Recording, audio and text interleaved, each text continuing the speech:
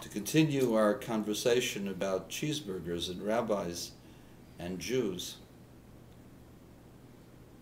a person who is on the side of chesed would be symbolic of milk. A person who is on the side of gvura, which is toughness, discipline, would be on the side of the meat. And when you put meat and milk together, you don't have a happy medium.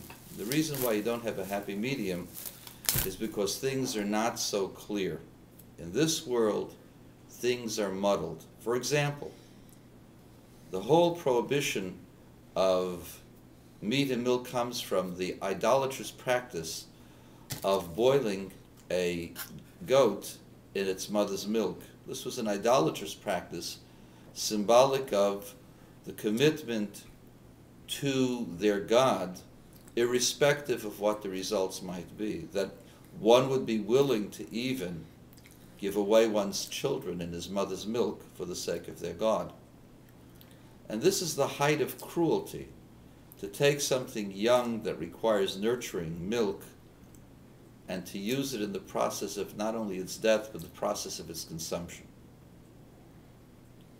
And since this is an act of cruelty, symbolic of cruelty without end, the Torah prohibits this because of its idolatrous overtone and because of its implications. And I will explain. In Gaza, most of the children dream about blowing themselves up in the process of killing Jews in Israel.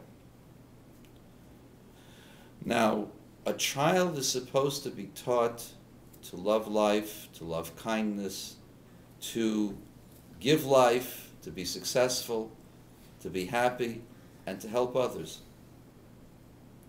The nurturing of a child is symbolic of milk.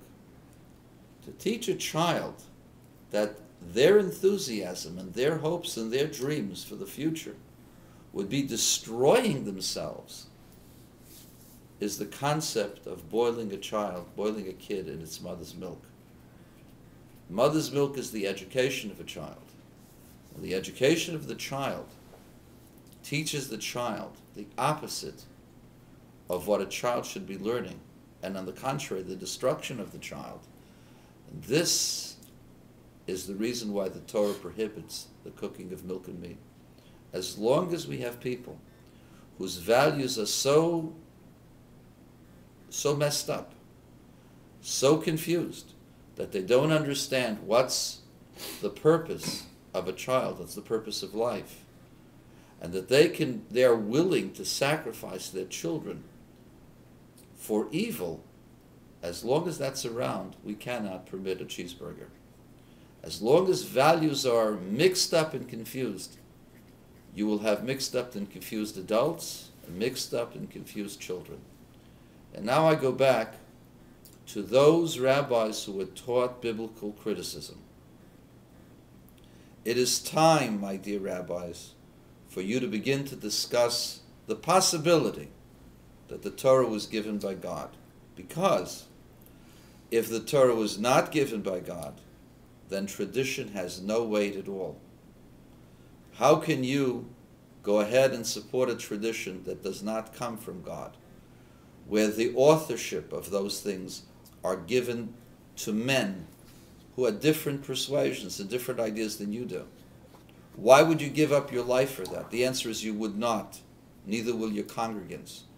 You're totally bankrupt in the ideas that you promote to others because you have no basis for your belief.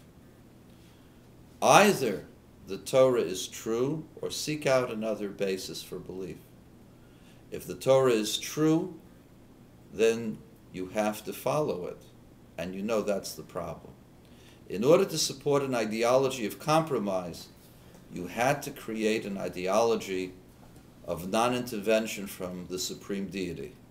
You had to create a non-milchiks, non-fleishiks deity who doesn't demand anything from anyone, because ultimately there are no rules.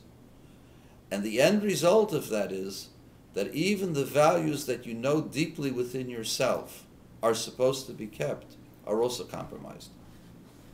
And that's the danger of cheeseburger Judaism and cheeseburger Jews, that there are no values, nothing to live for, certainly nothing to die for. Or, in other extremes, to die for the wrong reasons. And so, my dear friends, let's get the value straight. Let's find out what truly is milchik, what truly is nurturing, what truly is the truth, and what code we must follow in order to discipline ourselves. Let's get the milk correct and the meat correct, because when the Messiah comes, there are opinions that say we will be allowed to have milk and meat together. You know why? Because there will be no confusion as to what the milk is. There will be no nurturing of children to destroy themselves. And there will be no question as to the authorship of the Torah, as to what you teach Jewish children. And when milchiks is clear and fleishiks is clear, then you can create a blend of a happy medium of compassion. But as long as it's unclear in this world, cheeseburgers are out, multiple authorships of the Bible is out, and the education system in Gaza is out. But the only ones who really know that are the Jews who believe in God's Torah.